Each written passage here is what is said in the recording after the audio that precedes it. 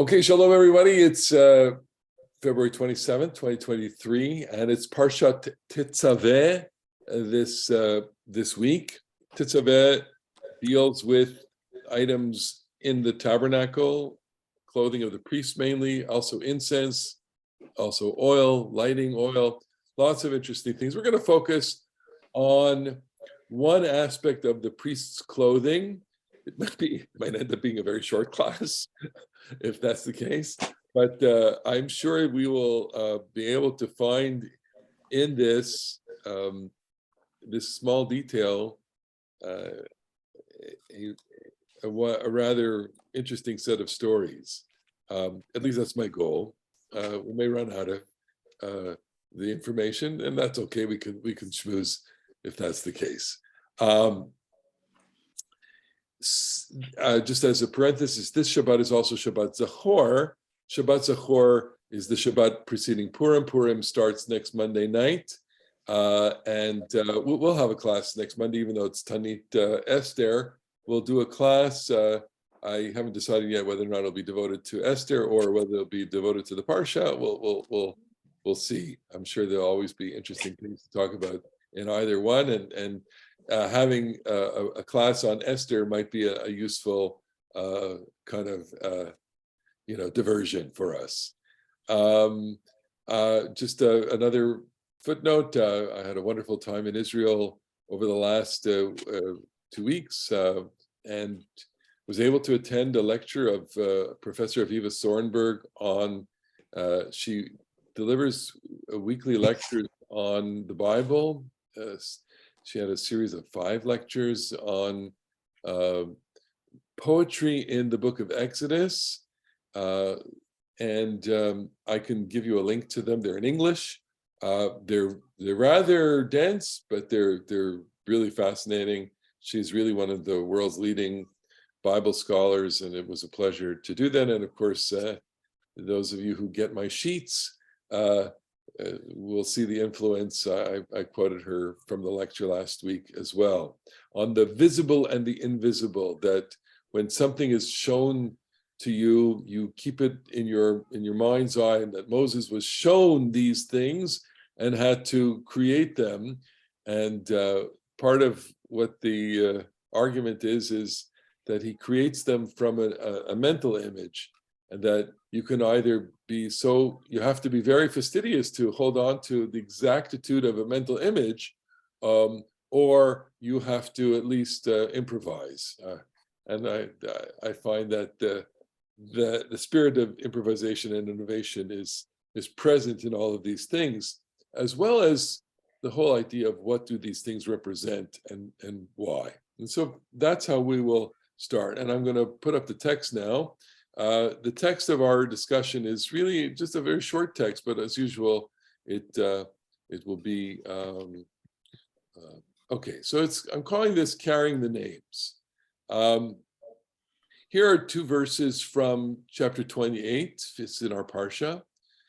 V'nasa Aharon et shmot b'nei Yisrael b'choshen hamishpat al libo. I just want you to. I'm going to stop here. I'm going to have you delight in a professional reading of this.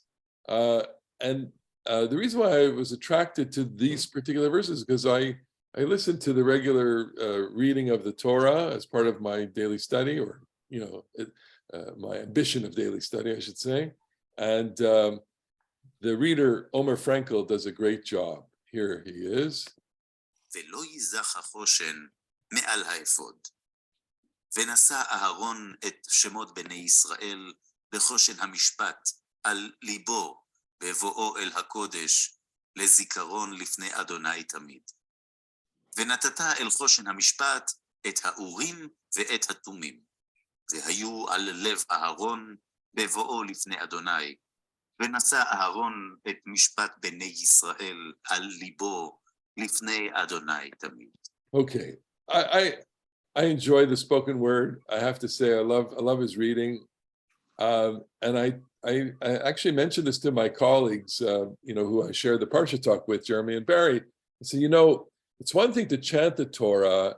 It's another thing to listen to the Torah being read, and you can, when you listen to the Torah being read by, especially by an excellent reader, and I don't know, Ilana, you want to corroborate here? He was excellent. About the way, about you want me to read? No, I wanted you to say I think he read beautifully. He was a beautiful reader.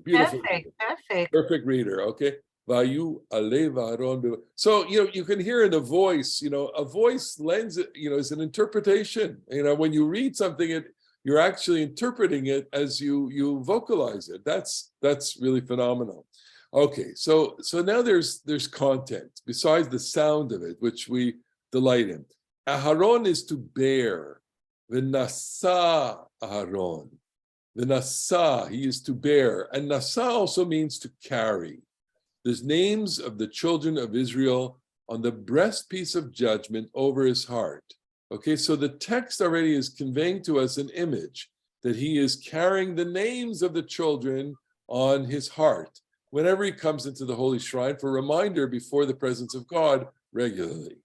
And you are to put in the breastpiece of judgment the Urim and the Tumim, and they may be over Aaron's heart whenever he comes before the presence of God. So Aaron is to bear the breastpiece of judgment for the children of Israel over his heart before the presence of God regularly. And I have to say, read V'nasa alibo, alev Aaron, V'nasa alibo. When you see a set of verses like that, there are only two verses where you have 3 times mentioned alev, alibo, on his heart, V'nasa, repeated. It almost says to you, the listener, reader, stop, wait, what's going on here? And that's what alerted me to this text, which is there's something going on. So the first question is what does it mean to carry the name? What does it mean to have that on your heart? And what is a choshen hamishpat? So we'll start with what is the choshen hamishpat? What's the device? So here's a kind of graphic of this, and what this parsha gives you, and I don't know, we could do this in the 3rd grade, the 4th grade. That's what Israeli students do and kids do in day school. I don't know, Ilana, if you did this in your classes. I have a lot of posters and what each stone meant, and with the names of the stone, Bareket, all those beautiful names. Everything. And also my house is full of these things, decorating my walls. That's so nice. That's so interesting. Okay. So Ilana, veteran teacher, of course, of Tanakh, and you would probably teach these different items. Okay. So this is, this is a cartoon, I would say, of the high priest, even though it's computer generated. You have his turban, which is called the mitznefet. You have the tzitz, which is the headband here. Okay, and for good measure, they added, I think, a pair of tefillin on him, which is funny. Choshen hamishpat. This is what we're talking about in that little text. The choshen hamishpat. I'm going to just enlarge it, and so you see there. The table of names here, which is called the Urim V'Tumim. The Choshen HaMishpat is a sleeved kind of envelope piece of cloth, which is suspended on this chain here. And you could see that whoever tried to depict this took the idea of the crimson, the blue, the gold threads, and that's woven into the Choshen HaMishpat, okay?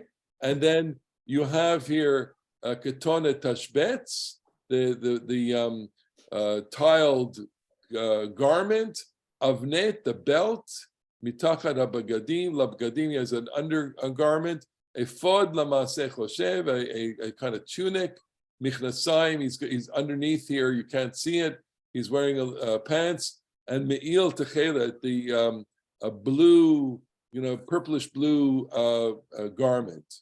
All right, so that's the Kohen Gadol. He has a very interesting. There you go, very nice. Ilana, show us. I'm going to just put it up for you. Have a. I'm going to just pin you there. So you have all the different things here. Here we go. It has the names. has the names of the stones. Okay, the names of the stones. Yeah. Very good. Okay. Excellent. Okay, and now I'm gonna pin me. Very good. Good. Excellent. There I am. All right, we're gonna go back to the text. So the Choshen Mishpat was worn on the guy's chest. Okay, as you can see here, and all that. So let's begin with the question. Why is he wearing the names? But Nanette, you have a question. I'm going to stop sharing for a second. Go ahead. You're muted. You're muted. Unmute. Okay. So what strikes me immediately is, the high priest could have put this, they could put this anywhere, but they put it across the heart. And I can't help thinking about the Shema, when we say the Shema with the heart, and the heart, I think there's a connection with the heart, the breastpiece, the symbolic meaning of the names. That's correct. What do you think? Correct. Yeah. How, so we'll just put this kind of like in a fast moment of like, this is really a theme here that we try to express love in various different ways. And one of the ways that we express love is through symbols and really the name, okay? So hold the thought, because I think that, we're going to get there.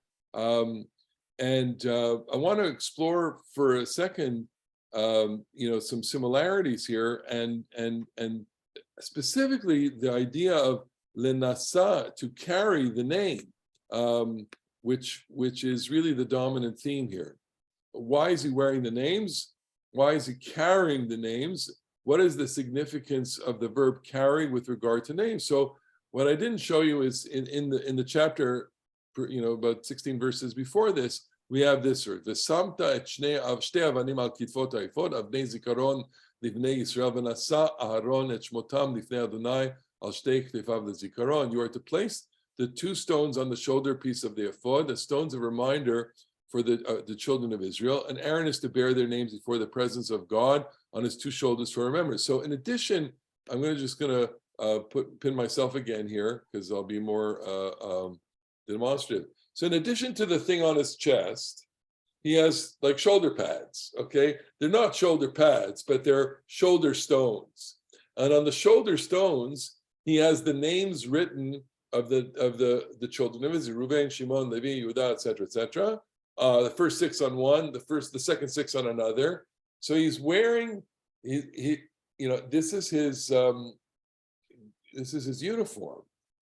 His uniform has the headband, which says Kodesh Ladonai, holy to God, and it has shoulder pieces which have the names of the tribes, and it has the breastplate over the Choshen. It's called in the Choshen HaMishpat, the breastplate of judgment, which includes the Urim and Tumim, the table of precious stones, each stone representing a tribe. How it worked and how the Urim and Tumim function is anybody's guess. Of course, in the Torah itself, or in the Tanakh itself, we have a couple of accounts of the Urim and Tumim lighting up. It functions as an oracle. In a way, if we want to get very imaginative, it's a science fiction kind of thing. I always think of, my science fiction imagination was formed, and Michael is here, by Star Trek, okay? So Star Trek had a lovely, you had the scene on the bridge, right? And, the console of the bridge, the Lieutenant Uhura's console was always flashing lights, and she could decode through the flashing of the lights. Yes, I need to make an appointment for a PET scan. She could decode with the flashing of the lights the different messages. Okay, who produced that? Who invented that? It's today it looks so naive when you think about it, but that's what she did. Okay, so the Urim and Tumim almost function in that way as flashing lights, but the point is that an oracle was only as good as the person interpreting the oracle. So the high priest, or whoever was making the question, should we go to battle? Should we not go to battle? And they would read it and they would interpret, the flashing of a light. And so you and I would say, well, there's no bulb in there. There's nothing flashing in there. What's going on is he's moving himself around and the light is reflecting off of it and he's interpreting that. That, I don't want to be too cynical about it, but the point is that an oracle is only in the eye of the beholder, okay? So that's what he's doing. He has the names on his shoulders and he has the name on his heart. And they are functioning lezikaron here. Lezikaron meaning for God to remember, which is a very peculiar word when it's always used with God. We say the prayer, Yizkor Elohim, may God remember. I always find it's almost like a paradox to say, may God remember. What do you mean God has forgotten? God remembers, we want God to remember here. What do you mean? God has forgotten? And even at the beginning of the Exodus, the book of Exodus, it says that the children cry out to God by Yizkor, God remembers. So, does that mean that God has forgotten? What does Zikaron mean? And the best I can do with this, and I know I need to work a little harder, is Zikaron is putting it in front, right? I want it at the front of your consciousness, as if to say that God has a complete and total consciousness of everything, but that some things are going to be, take place more. And so what this is trying to express in human symbolic terms is, I would like to place before you the names of the children of Israel so that they dominate the forefront of your consciousness. Not that we are lost from your consciousness, but they're at the forefront. And in a way, this is total anthropomorphism, I guess. It's speaking of God, in human terms. It's I guess the way that we could relate. And since we're all over a certain age, I think we could all relate to forgetting, right? Or to the idea that some things need to be written down in order to remember them. A list of sorts. I think that is common to everyone at this point, especially if you're making a meal and going shopping, you always want to put them down so that you have them. It's not that you've forgotten. I haven't forgotten celery. It's just that I like to look at the list and remember celery, right? Okay. And so it's as simple as that, but also as profound as that. It's saying, please be aware of us, even though you're always aware of us. I want you to be aware of us always. And so if you imagine in your spiritual kind of imagination that God looks down from heaven at us, there are two things that are happening. One, he's looking down like top view of the shoulders of the Kohen Gadol and seeing the names. And if he's in front, and specifically if the Kohen Gadol is in front of the altar, the menorah, in front of the people, in front of God, in front of the Aron HaKodesh, the Ark of the Covenant, he's walking with the names of the people in front of him all the time, which means that he is the bearer of the names, okay?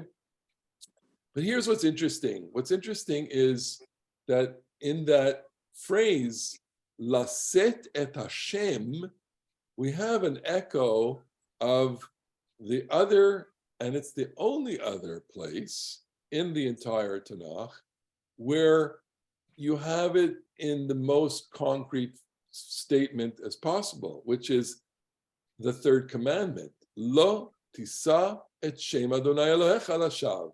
You are not to take up, and here I'm just using the translation, Everett Fox's translation, but tisa, we often misinterpret this commandment. Does everybody see this, by the way?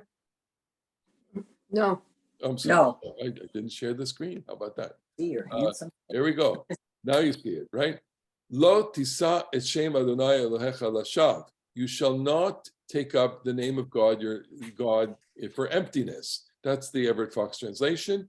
The idea that we, how we normally translate the third commandment is, you shall not take the name of the Lord in vain, okay? Which almost, I've commented on this in the past, that to say that the 10 commandments prohibits you from saying things like, God damn it, okay? If that were the case, that the 10 commandments prohibited God damn it, I mean, we're all quite sinful. My grandfather especially, because he used to go, God damn it, right? but that's not what it means at all, okay? And to take the Lord's name in vain is not to say that. It's to do things in the name of God that are evil, right? Misusing the name of God, justifying an action with the name of God. That is, I'm doing this in God's name. I'm committing violence in God's name. I'm committing, whatever kind of use of abusive power in God's name, because anything that does that defames God. So, we need a kind of modern translation of this, which is, don't defame the name of God, okay? And I'm very tuned into that to interpretation, because, and I'm going to stop sharing for a second, and then I'll have Marlene, I know you want to have a question here. So I'm tuned into that because, the best way to explain that today would be to describe it as your brand, okay? Take, for example, Adidas, okay? When Kanye West, came out with his anti-Semitism, he defamed the brand of Adidas, okay? The brand, which is the logo, the three stripes, the things that we're familiar, the commercial seal of this company, which is worth, and question, what does it mean that a brand is worth something? But it's worth, in itself, billions of dollars. And by being the one who bears the name, who carries the brand to the public, and by his, despicable behavior, he defames the brand. And so what that means is that the brand loses money. And let's face it, there's not much you can do when your brand has been defamed, okay? We have our own examples of it, where we had our in camp, we had our issue with the director. We had to let the director go for all sorts of reasons. The brand was tarnished. Very difficult to recoup the losses of confidence in the brand. And so for example, even last week, or 2 weeks ago, was it, when Microsoft released the AI, their chat, AI chat thing, and it started going crazy. And Google, was it Google or what? They lost the value of their shares dropped by something like 10% because of the damage to the brand. So God has God's name is God's brand. And when people who are the ones who hold on to the name misuse that name, they tarnish the brand, which means they tarnish God. That's irreparable. You can't, it takes years to replace that brand. Coca-Cola knows that. Apple knows that. All the major brands, Nike knows it, Adidas knows it, et cetera, et cetera. Go ahead, Marlene.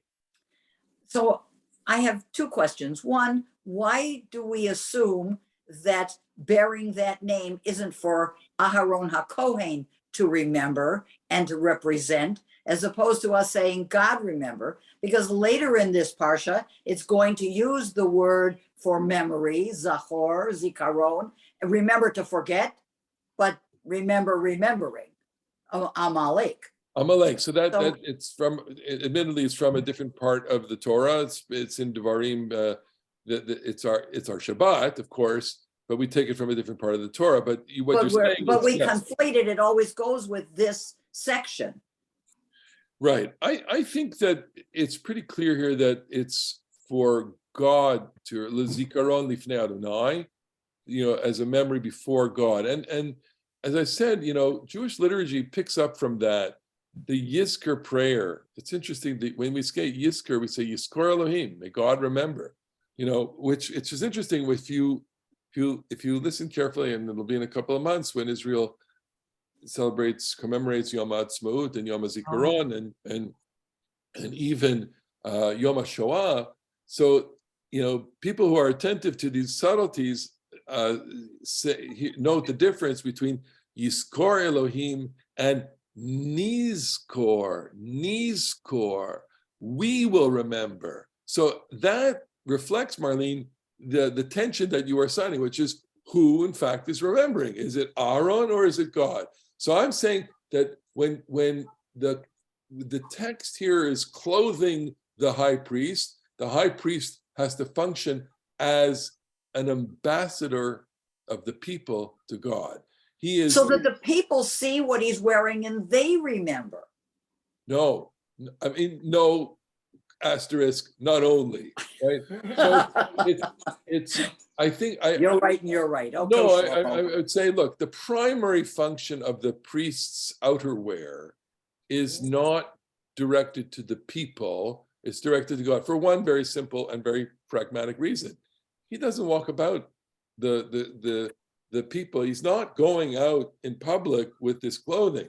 He has to take this clothing off before he goes out. So who is he walking for? In fact, he also wears bells on his, tunic. We didn't even go into that, right? Why is he wearing bells when he walks? Because the bells signify a certain respect.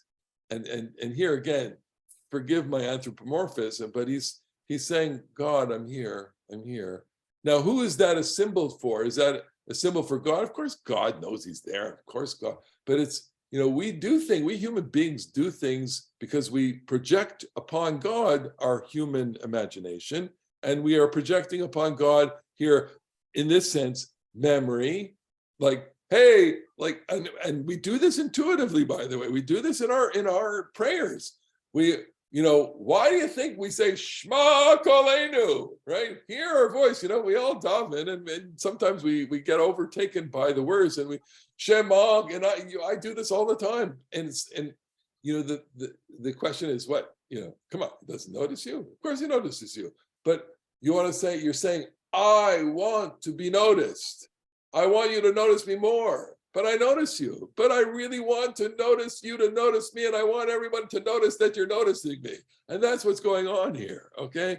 And so, and that's what human behavior is, human anthropology is. That's what religion is. Religion is certainly the attempt to express the ineffable. I can't express my love for you, so I'm going to try. And in expressing my love for you, I am also demonstrating something to everybody around me. I can't avoid that. So I'm going to kind of make my point and also concede to you, Marlene, which is my point is he absolutely is an ambassador to God. But the clothing is for the environ of the temple or the sanctuary. And let's not be naive about this. The text here is speaking to us. And just as I put up this cartoon of the Kohen Gadol, so every single teacher that taught this text from antiquity to today found a way to either convey it in a diagram or in a story. And this, when you read the text, like I just read it before in the beautiful, way that was professionally read, it creates a picture in your imagination.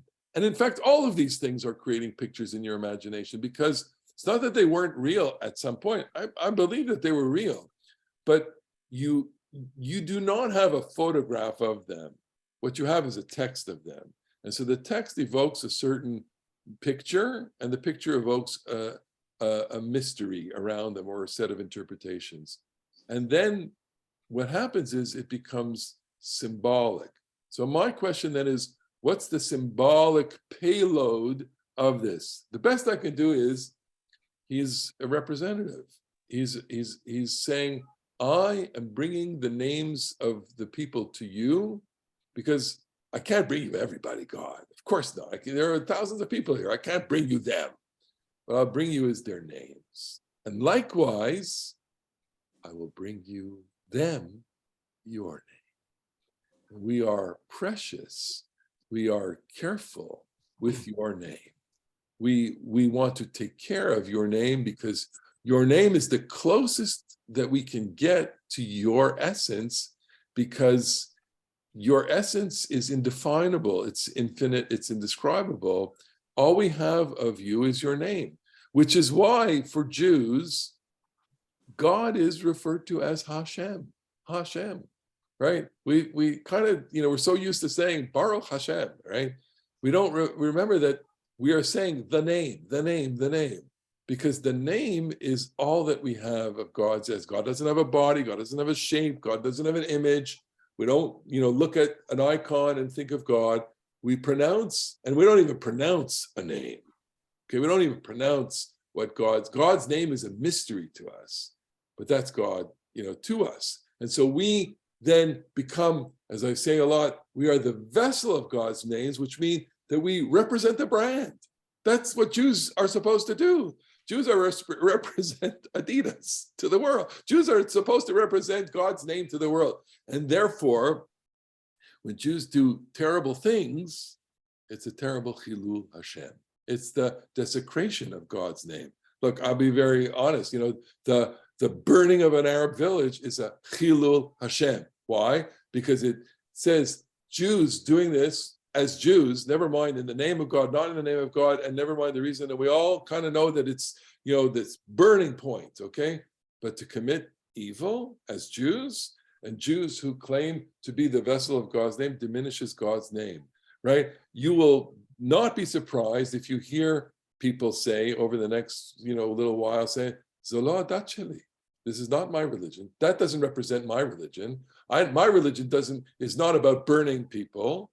Okay, this doesn't represent me. Okay, and so if the name of Israel is defamed by an evil act, it's a Chilul Hashem.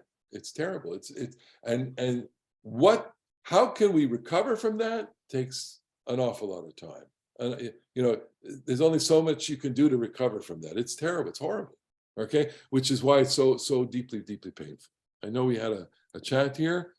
Bob, what degree does the Kohen Gadol's garments being discussed today relate to the need to apply IQ and EQ, spiritual EQ in one's life as an integrative manner? To what extent does it? Bob, you want to give me the Rashi on your question? No, there's no Rashi on it. I mean, I'm thinking of the names that are over the head, shoulders, over the heart. So emotion, cognition, and Very then nice. Spirituality Very in terms nice. of how they do things. Very nice, lovely. Okay, so in a way, the Kohen is representing that God should think about us and feel us. I want to, just let's see where my sheet goes here for a second. So carrying the name, I've talked about this before. Let me just take a second to give you an illustration of this. Okay. I want to just show you what, when you have an important object to carry, and that was the Queen's crown when she died. Notice that the crown here is placed on this purple pillow, the special royal crown, and that, they were carrying the crown. They're carrying the crown because the crown is the symbol of the monarchy, and it's the essence of the monarchy. Okay, so we have a whole discussion about that. I want to move from that just to give you 1 second, just to watch a little bit of an illustration of it. I think the most evocative thing, and I keep going back to this because it is so evocative, was when the crown was taken off of the casket. Let's see if it comes up here. Here we go. So this is the royal jeweler, and he's taking, you need a professional to take the scepter, right? He's taking the scepter, which is one symbol of the monarchy, gives it to, I forget the guy who was it. It's all done very solemnly. He is taking now the orb. This is the royal orb, okay, which is another symbol of the monarchy, okay. And notice the gorgeous, beautiful, bejeweled orb. And he's giving it to the same person who are keeping it in safekeeping while the queen is being buried, and then it will be transferred to Charles, who's over there on the top of your screen. And now this is the moment of the solemn moment where this royal jeweler has to take up the crown, which is on a peg. You can't see it. And I'm going to stop here because it's I was wondering, like, oh my God, this person, I mean, what if he drops it? What if he trips? I watch this and go, oh my God, don't drop it. Don't, be careful. And of course, he makes a step back. He's holding it, lovingly and carefully. And he gives it to, this guy, okay, who's obviously an important person, okay, and very solemn. And now the scepter, that her personal scepter is placed on it, and that, I think, was what was buried with her or interred with her or whatever. Notice all the jewelry there.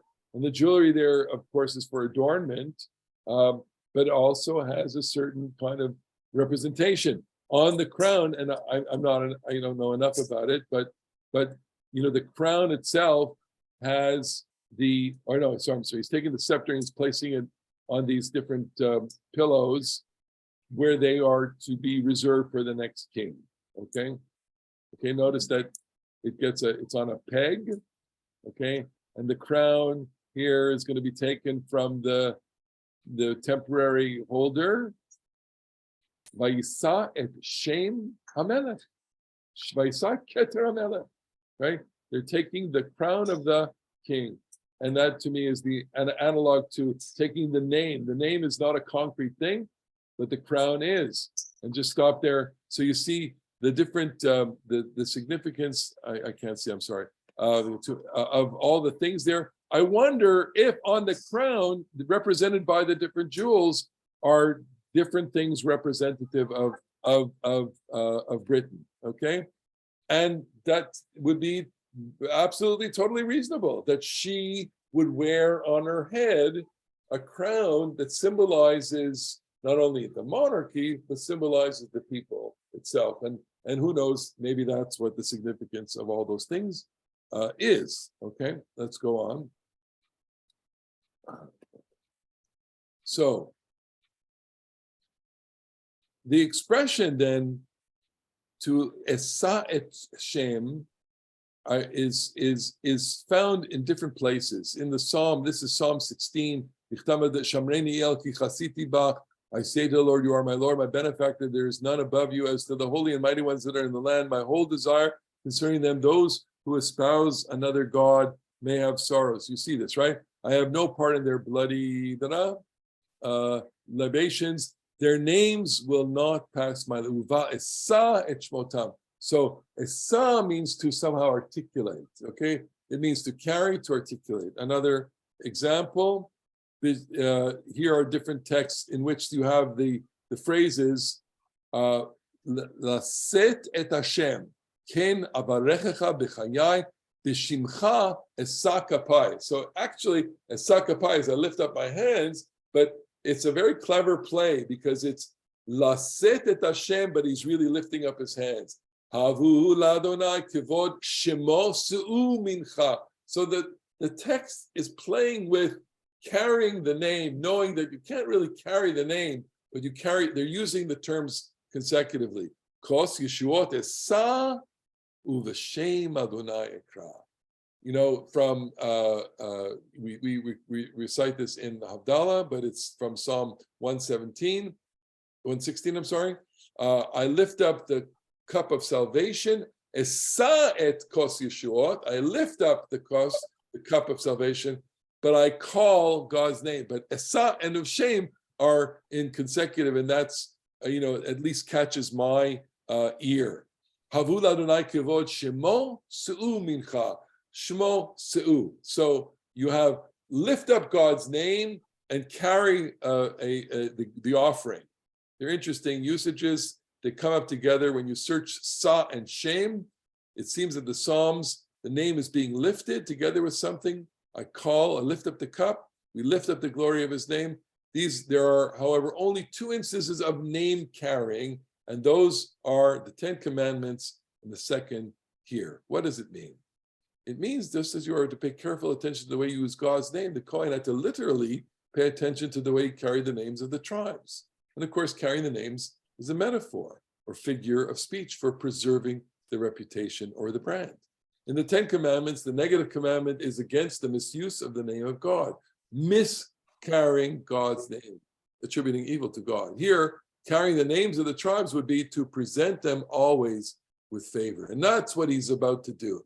The Kohen has to walk in around the precincts of the sanctuary, and it's always about, look, I'm caring for the brand. I'm caring for the names of your people. Love your people. Adore your people. Have them before you always, because you are connected to me, God. I am the conduit. I am the agent of the people to you. I am their representative. I am literally wearing their names on my chest and my shoulders, and I want you to be aware of that, okay? There is one ritual today where we carry the name, that's tefillin, okay? We bind the name of God to our body, and then that we do the name. I would say that when we have Birkat Kohanim, we also place the name. I mentioned this last night. I had a wonderful group that gathered in for the men's club to study and have a couple of beers with me. But the name of God is represented by the priestly blessing, and you can see that I can't do it. The name of God, Michael, can you do that? Michael Rosenberg, can you be a Vulcan for me? All right. So it's a sheen. Okay, there you go, all of you. It's a sheen, and that's God's name. And I mentioned last night, we discussed the passage that's read for Purim. So I've never seen this comment, which only leads me to believe that nobody thinks this way, and how committed I get to my own commentary. Okay, but in the scene of the war of Amalek, you have this extraordinary moment where Moses is standing at the mountain, and his hands are being held up by Aaron and Hur. Okay, and the Torah tells us that when his hands are up, Israel is successful, and when his hands are down, they're not.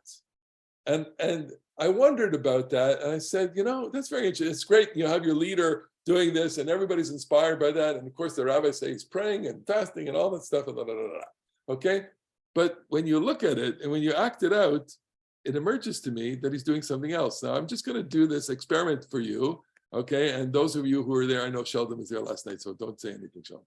But okay, so these are different depictions of that scene.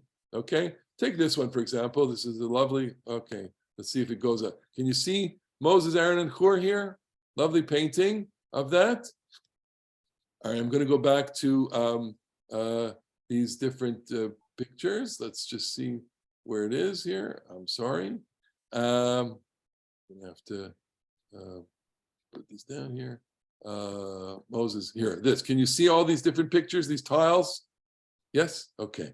All right, so I'm going to ask you the following question. What letter does this look like? What Hebrew letter does all that configuration look like?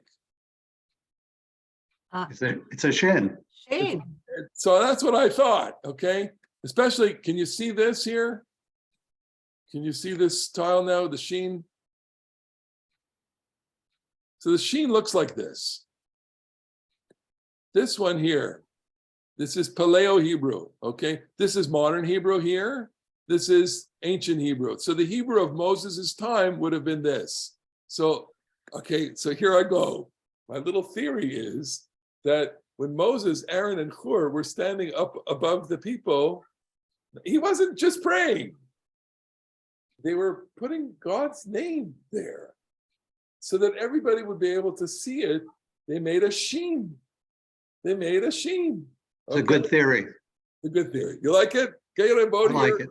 Can I get some votes here? Because my buddies are I'm gonna tell them this week, and they're gonna say, Elliot, you do this all the time. You make things up. It's not what the text says. But I can't avoid thinking about this because it's so graphic to me. Okay. Ooh, we lost someone here. Okay, I'm sorry. All right, so we're gonna go on, and this is so in the process of blessing the people, the Kohen and put the name of God in, which is to say, Israel is the vessel of God's name in the world, Britain the vessel of the crown, which is to say again that the Kohen Gadol is the vessel of Israel's name before God, and Israel is the vessel of God's name before the world. The Kohen Gadol is the embodiment of the people, but he's not the people. He is representing the people, or maybe he's presenting the people, not representing them. Presenting means I hereby bring before you the people. An ambassador represents his people, but Aaron is much more than an ambassador. When he is on duty, he has all of their names on his chest. This is touching because lovers, and here's back to what Nanette said before, lovers engrave the names of their loved one into their jewelry that they then wear on their neck, mothers and their children, etc. So let's take a look, and we'll see some examples of them. Of course, you don't need me to do this, but I'll do this anyway. We'll just do, I'll get the thing set up here for a second. Okay. Some people, grandparents especially, they wear jewelry with the names of their grandchildren or or children.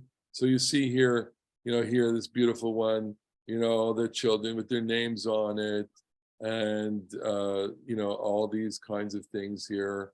And this is commonplace jewelry today. People wearing charm bracelets, etc. Okay, and and so the question is why?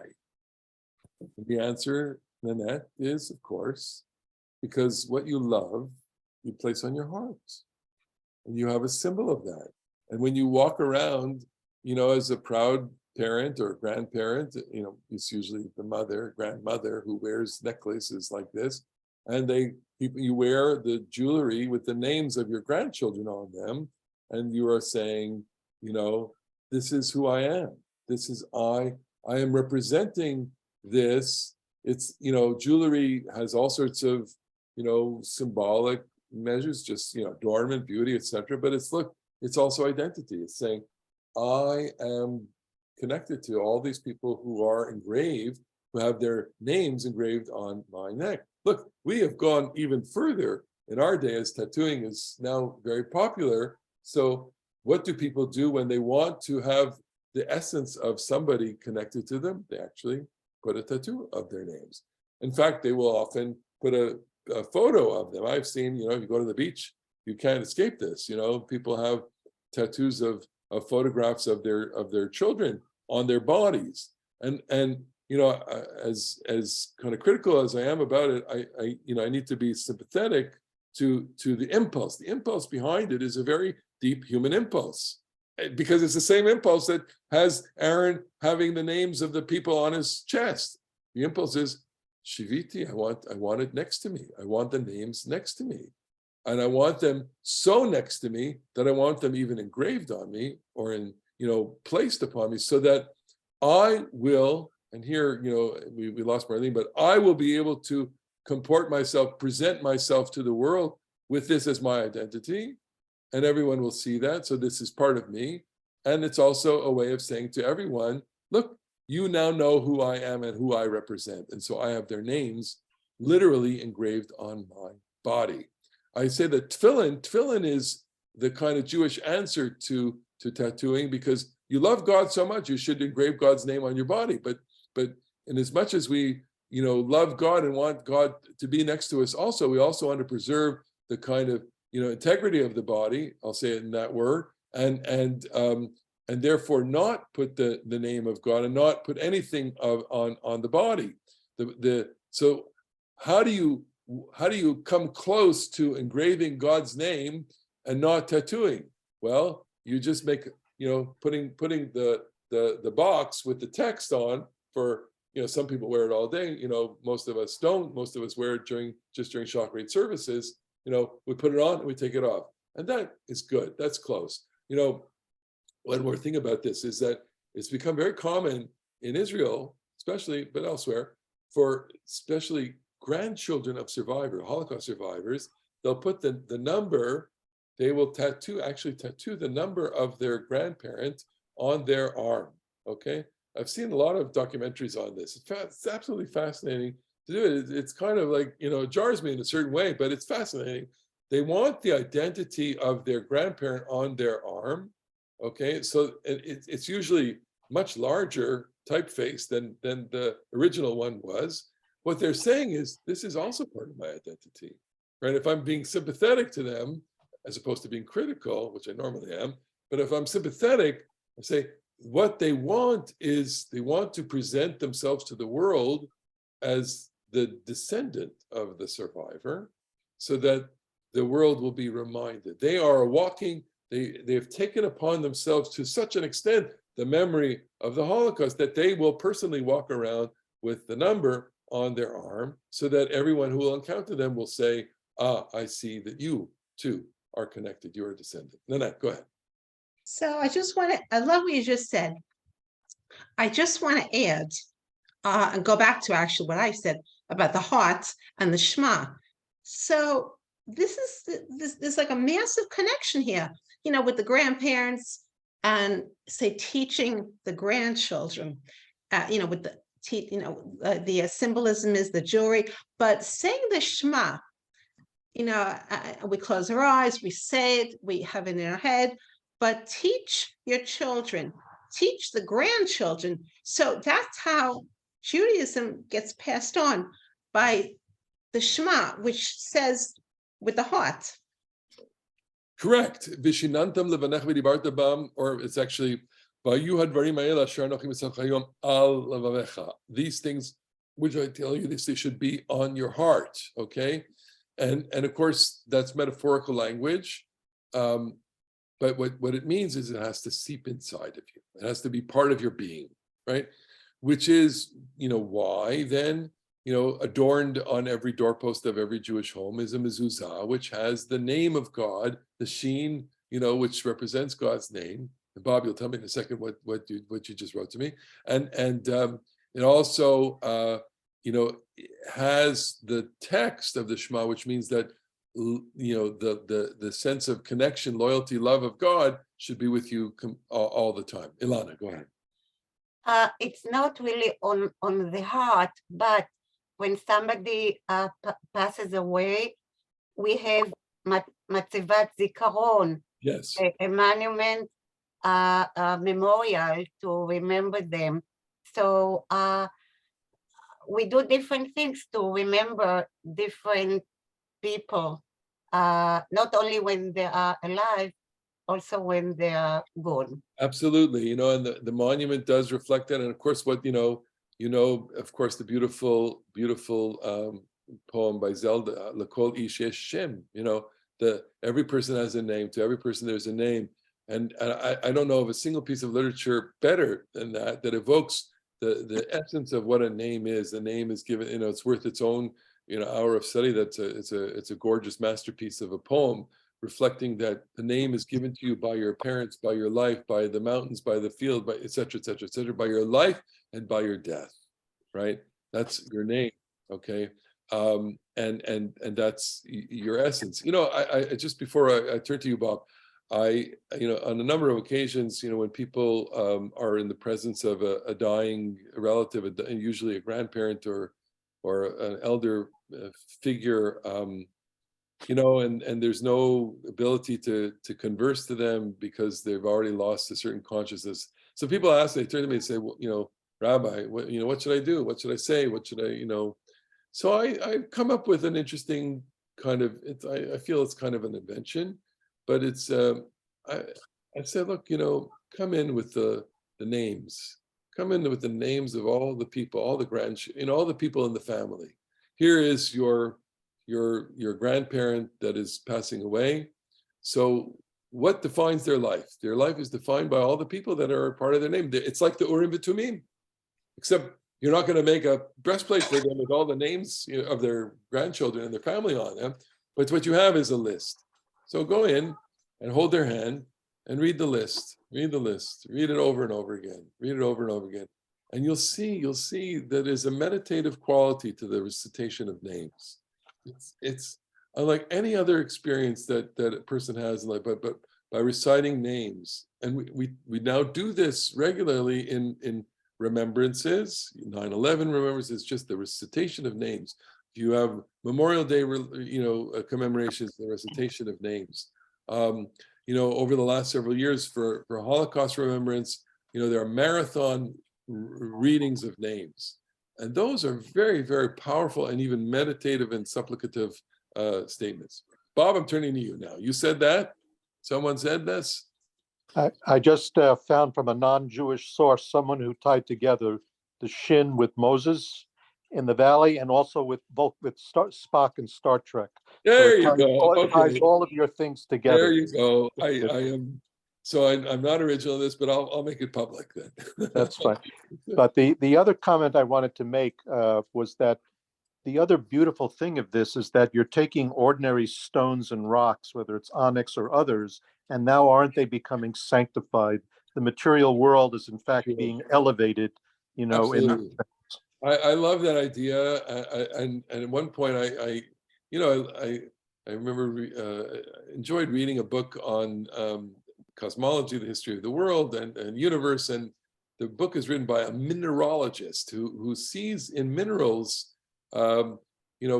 geologists, mineralogists, they can see within a mineral and the crystal formations and the atoms of a mineral, the age of the universe. So if we want to delve deeply into the significance of the Urim and Tumim, it's really quite a cosmic significance that here the Kohen Gadol is carrying on his breastplate, on his heart, not only the names which have been the stones which are sanctified, but matter, which is, for all intents and purposes, it represents the jewelry for him.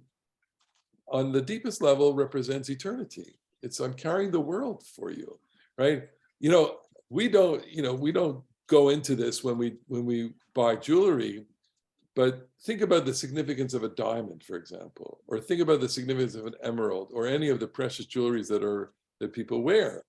So the significance of a diamond, just from physics, the diamond is the hardest mineral. You can't break it. It's the light that is emitted through a diamond or refracted through a diamond has a different set of qualities. The mineral structure of a diamond, it's all, you can go really crazy about this to see how incredible it is. And all of the gems, certainly that we know of, and the gems that are the 12 gems of the breastplate, they all have very interesting my omelet. that are What's left of it. Fascinating. Okay. Anyway, go ahead, Bob. Other comments? Yeah. Just one other thing. Yesterday, I was listening to a Hasidic rabbi talking about the meaning of all 12 names being inscribed there in the sense of unity of the people, that they're not just putting the so-called most important, but that in one case, particularly with the ephod and the onyx stones, Rashi interpreted it, I believe, through the father's perspective in terms of the order of birth, whereas Rambam looked at it from the maternal perspective in terms of the ordering following each mother and the way they gave birth, and that both interpretations were possible. But the whole idea was they're all on one stone per se, so the people are all unified. Yeah, interesting, fascinating. It's all about the unity. That's it. Unity of the people, love, adoration, representation, symbolism, the connection, the relationship in stone. It's engraved in stone, in gemstones. And with that, folks, we have reached the end of our time together. It's great to see you all. We'll see you again next week, either on Tetzaveh, on Kitisa. Well, that's the golden calf. So go ahead. John, you have the last word. No, I just wanted to remind you, you said you would give us a link to Aviva Zornberg's program. Right. Okay. Let me, I'm going to stop the recording here. Thank you all. Are we meeting tomorrow?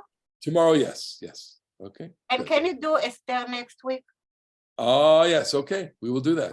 We can vote. You can vote. It's a special request.